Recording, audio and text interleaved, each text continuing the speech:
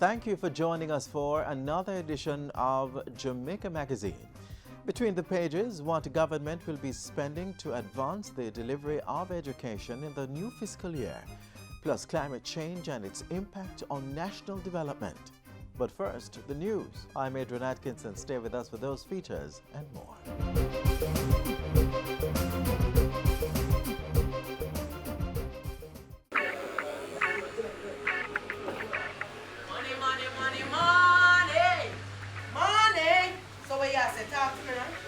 It takes so long, man. People have places to go, you know. Get them on the urban table number. Happy and nice. You know how much people me have to deal with before I reach here, sir? You're lucky. Put 3 bills for number 5. Wait. We can place the bet with you? Yeah, man. You see when you win with we, you get a little extra. So what you say? Police, nobody move. Illegal gambling is a criminal offense. If convicted, you could face a fine of up to $1 million or up to 18 months in prison. When gambling, choose licensed and registered gaming establishments. Stop illegal gambling now. Call Crime Stop at 311 to report illegal gambling. You don't have to give your name.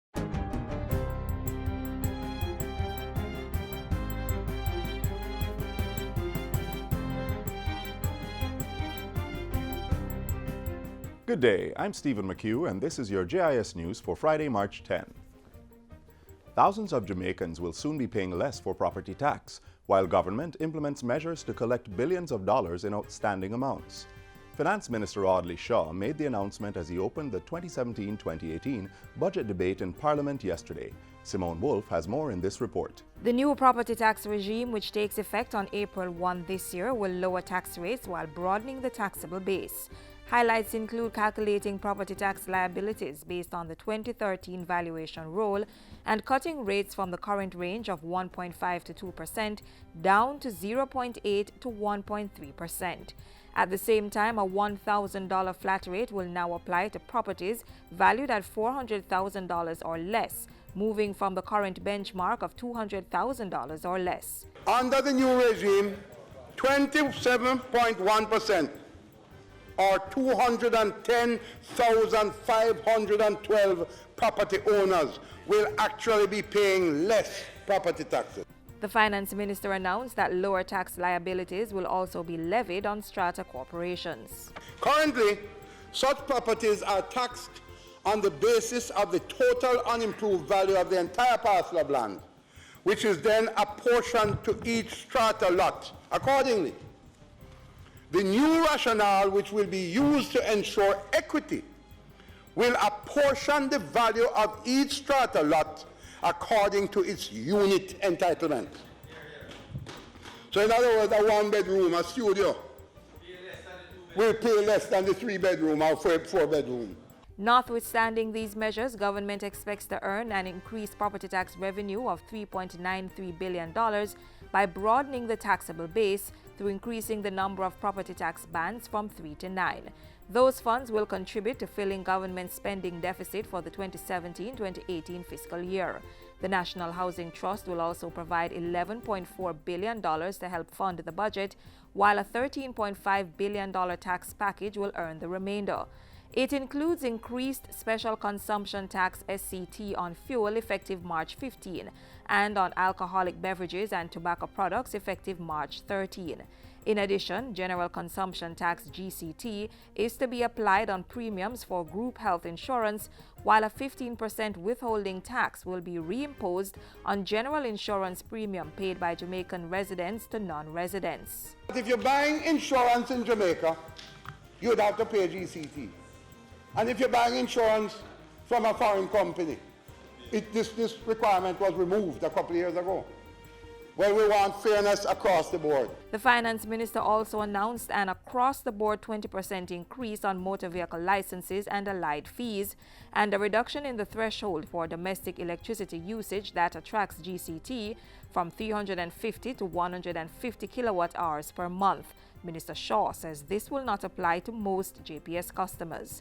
61% of the customers of the Jamaica Public Service Company use under 150 kilowatt hours per month.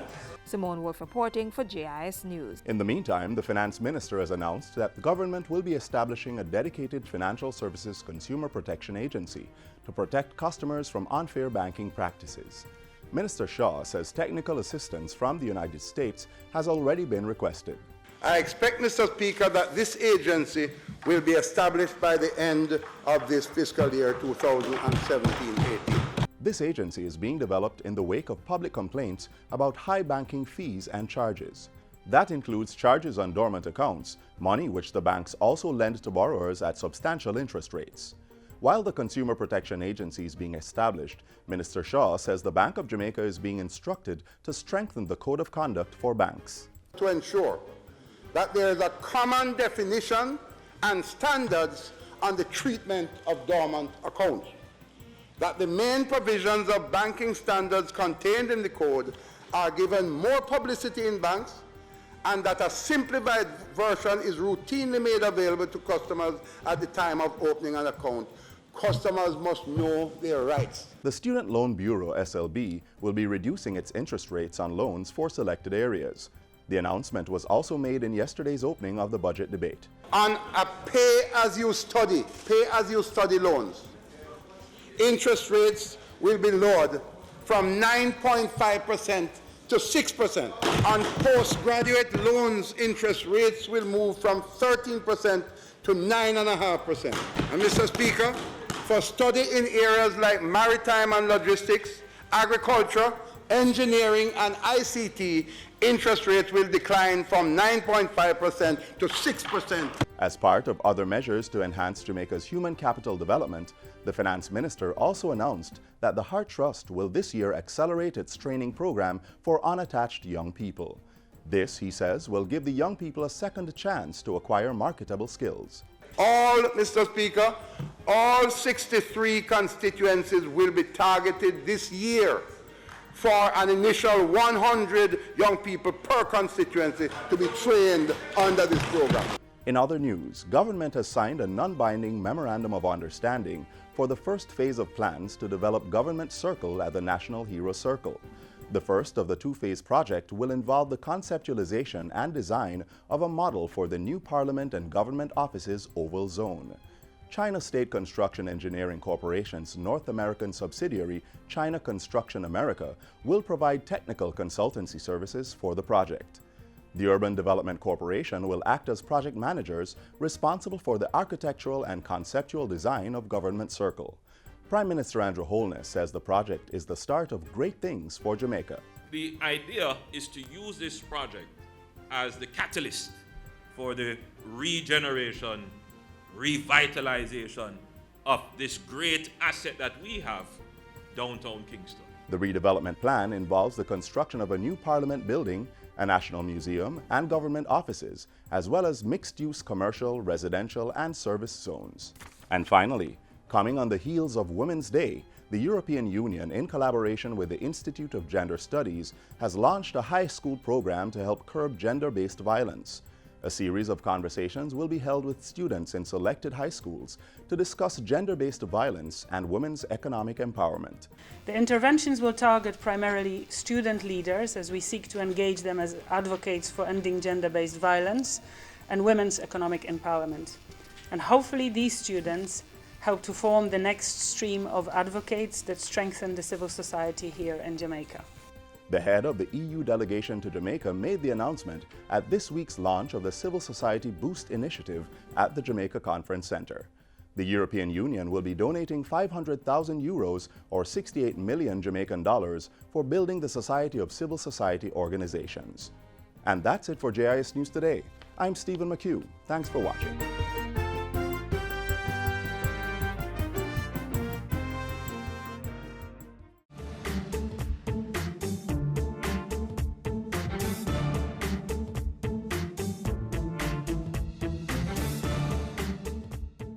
The second largest budgetary allocation in the estimates of expenditure for the new financial year goes to the Ministry of Education, Youth and Information. Up next, we review how the funds will be used to advance government's goal of a knowledge-based society.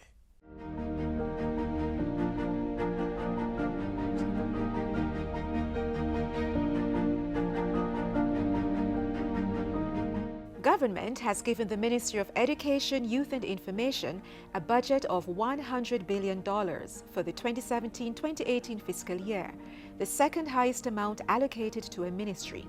We have gotten probably one of the largest increases of any ministry, over $5 billion. Of the $100 billion allocated, $98.7 billion has been earmarked for household or recurrent expenses, while the remaining $1.67 billion is for the capital budget or spending on long-term development projects. The bulk of the capital budget, $1 billion, will be funded by the government, while bilateral and multilateral funds will cover the remainder. Let's now zoom in on how the $98.7 billion allocated for household or recurrent expenses will be divided. Starting with the first level of education. Over $3.3 billion has been earmarked for the delivery of early childhood education, 10% more than last year's figure. And this administration recognizes the need to intervene in the lives of children even before they enter the formal education system. The ministry budgeted some $30 million to partner with the Ministry of Health, the Ministry of Labor and Social Security, to reactivate the early stimulation program for mother and child from birth to age 3. This program has been revamped and is being implemented through the Early Childhood Commission. For the delivery of primary education, government has set aside $27.9 billion. Included in this figure is an increase in the allocation for grades 1 and 2 students. The primary school regular grant will be increased as of September 2017 from $850 per student in terms of allocation to $2,500 per student. More secondary school students will stand a chance of qualifying for entry into university with the provision of $400 million to cover external exam fees for at least 5 subjects for PATH beneficiaries. This nearly doubles last year's allocation. The government offers support for math, English, a science subject, and of course IT. But not everybody do, in fact, sit to science or IT.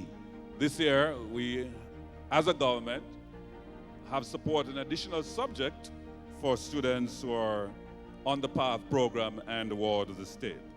The total allocation for the delivery of secondary education went up by over $3 billion.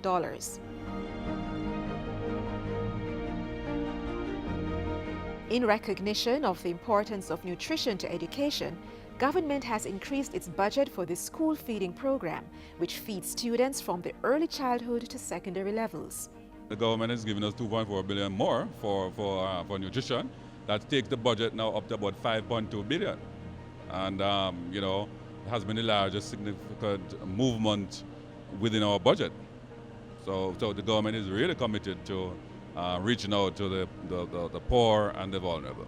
The government actually has committed to providing a meal, certainly lunch, for each PATH student for 5 days per week. And we also will have to target those who are vulnerable.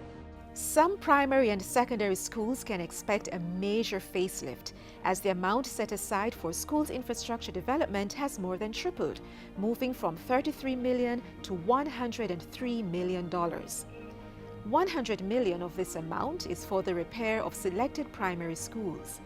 Close to $1 billion has been slotted for funding post-secondary education, up from nearly $800 million. This will make provisions for those students under the Career Advancement Program.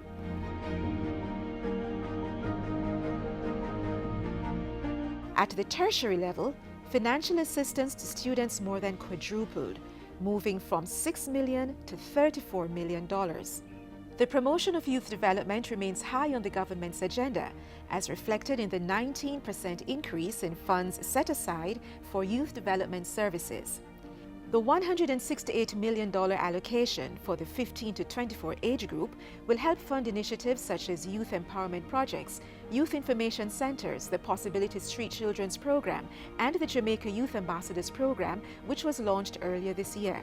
The allocation made to youth information centers, YICs, doubled, moving from $13 to $26 million. YICs are youth-friendly spaces with cyber cafes and provide the focal point for the work of youth organizations. $224 million has been earmarked for information. More than half, $180 million, has been reserved for the operations of the Public Broadcasting Commission. A major highlight of the Capital A budget is a 77% increase in allocation for the school's solar project. It's aimed at reducing schools' electricity bills by between 40 and 70%. For the Capital B budget, which is jointly financed by government and its multilateral and bilateral partners, early childhood projects take the spotlight. Under the Early Childhood Institutions project, funded by the Chinese government, $100 million has been earmarked for the construction of early childhood institutions, and $45 million will go to the Early Childhood Commission.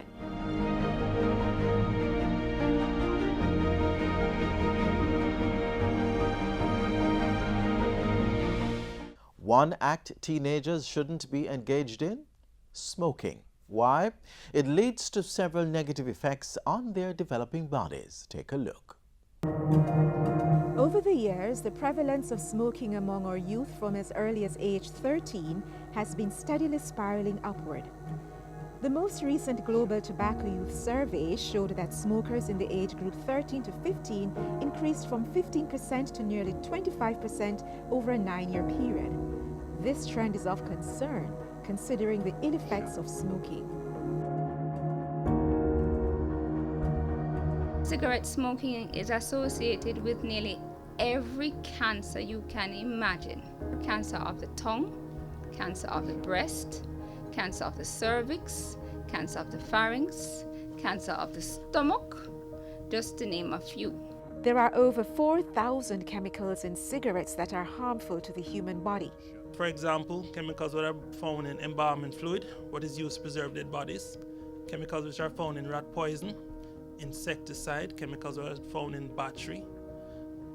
All of these chemicals are found in cigarette. Among young people, the short-term health consequences of smoking include respiratory and non-respiratory effects, addiction to nicotine, and the associated risk of other substance abuse. Long-term health consequences of youth smoking are reinforced by the fact that most young people who smoke regularly continue to smoke throughout their adult years.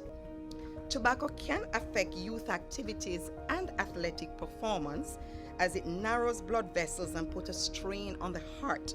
In addition to traditional cigarette smoking, there have been some rising new trends among our youth. We have observed a lot of parties, what they call the hookah parties.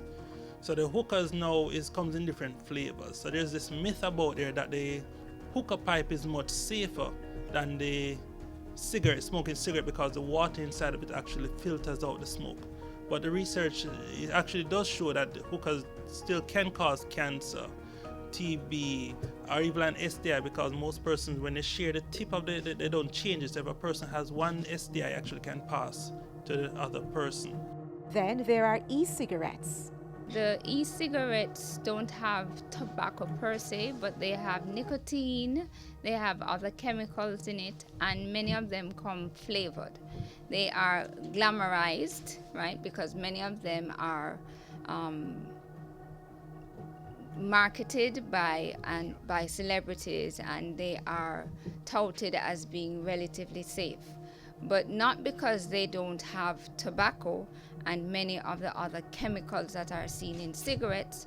They are not necessarily safe. They do have other chemicals.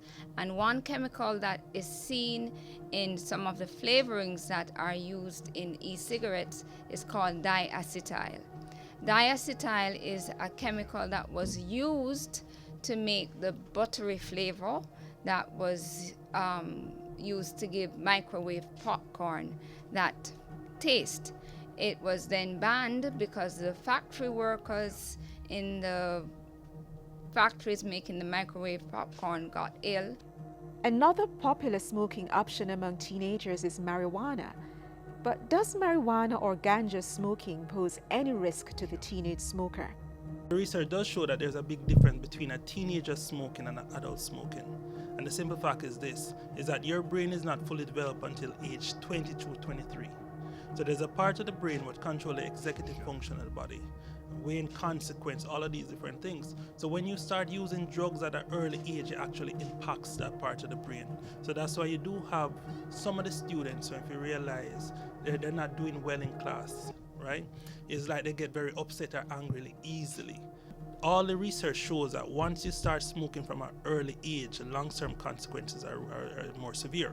For example, in the 30s, if you start smoking as a teenager, later on in life, when it lowers your IQ level. The Jamaica Cancer Society cites peer pressure, stressful relationships, and unresolved challenges at home as the three main reasons for teenage smoking. Unfortunately, many young persons are under the mistaken impression that cigarettes eliminate stress. This is certainly not so. We therefore encourage students to seek help from their parents and teachers to resolve any issues that they may be facing.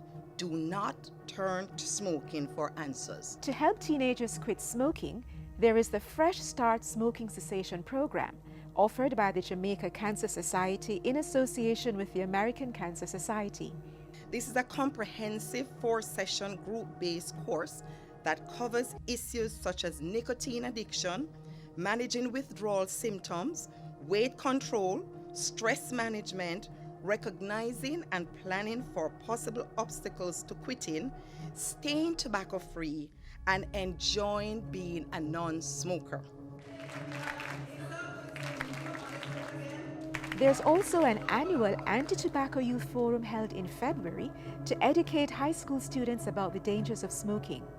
Many young people feel that lung cancer in particular is a disease of the elderly and that they have years ahead of them before the dangers of smoking will affect them. So it is our responsibility to educate and to be able to tell our younger folk, don't start if you haven't started, and to stop if you actually have, because the dangers of cigarette smoking actually start from day one, from that first cigarette. For more information on programs to help teens quit smoking, contact the Jamaica Cancer Society at 927-4265 or visit their website at jamaicacancersociety.org. You may also call the National Council on Drug Abuse at 926-9002-4 or visit their website at ncda.org.jm.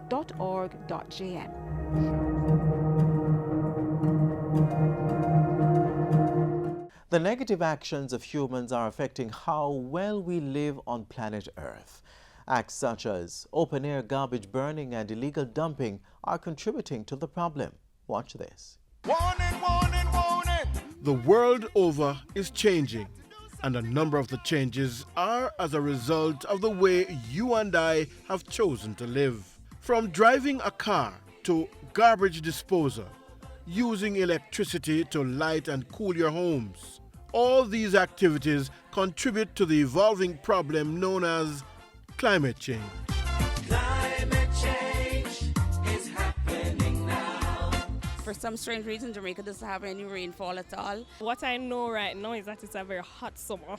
The drought is killing us. From the farmer to the housewife, climate change has no boundaries. It does not discriminate. If I was to define climate change, I would say something like it's the long-term changes in measures of climate happening over very, very long periods of time, and specifically due to human activities. So the first is, of course, things that we burn for electricity, so gas and coal and oil.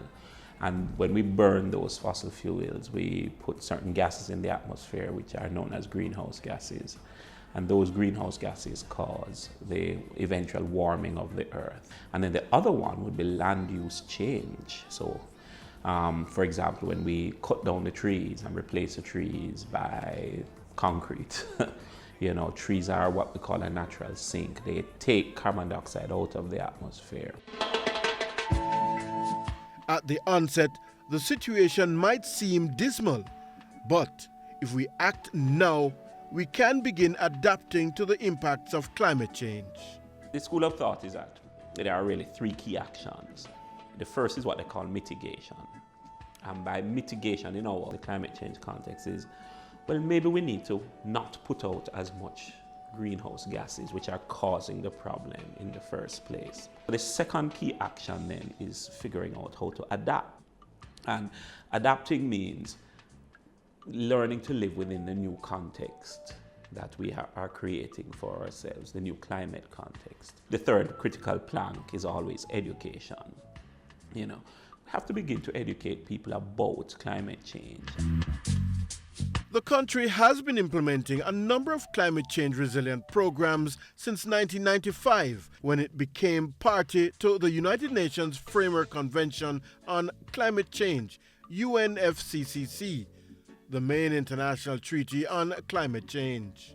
The adaptation, mitigation, and education strategies have been reflected in the development of the Vision 2030 National Development Plan through Goal 4 under Outcome 14, Hazard Risk Reduction and Adaptation to Climate Change. The Climate Change Division has a leading role in coordinating these initiatives. The Climate Change Division is set up to accomplish a number of objectives, and that includes improving the general awareness of the public as to what climate change is and what as a country we can all do in order to make ourselves better prepared for the likely and significant impacts. The division has been making strides in creating awareness about climate change and each individual's role in protecting the environment. As a country, we need to think, how can we reduce our greenhouse gas output? One obvious way is, for example, renewable energy. So to pursue renewable energy as a viable energy option. Our main activity is to ensure that we keep whatever forests we have in Jamaica intact. And in areas that we have lost the forest is to replace it. We have seen where our shoreline is changing. We've been doing a lot of work with replanting of mangroves, and we encourage replanting of seagrass. We have done work with establishment of corn nurseries, artificial reefs. We have experienced firsthand and will continue to see the changes that result from climate change. It is real, and all hands have to be on board to ensure success in our mitigation, adaptation, and education strategies. With climate change, we must change.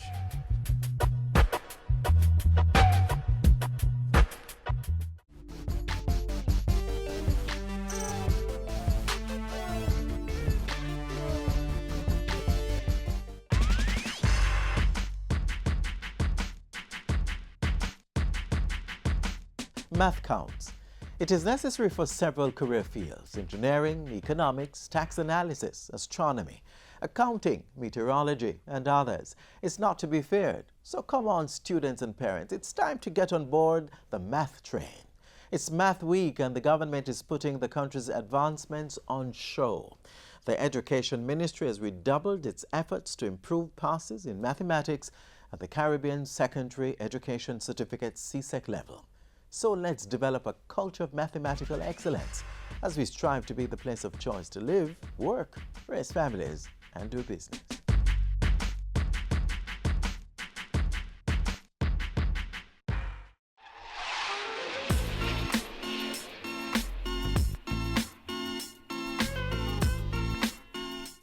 This is where we close the pages for today's show. Remember, the information continues to flow on our social pages. We're on Facebook, Twitter, and Instagram. You may also download our app from the Google Play Store, or for more features, click on our webpage, jis.gov.jm, or visit our YouTube channel. I'm Adrian Atkinson. Have a great weekend. This has been a production of the Jamaica Information Service, the voice of Jamaica.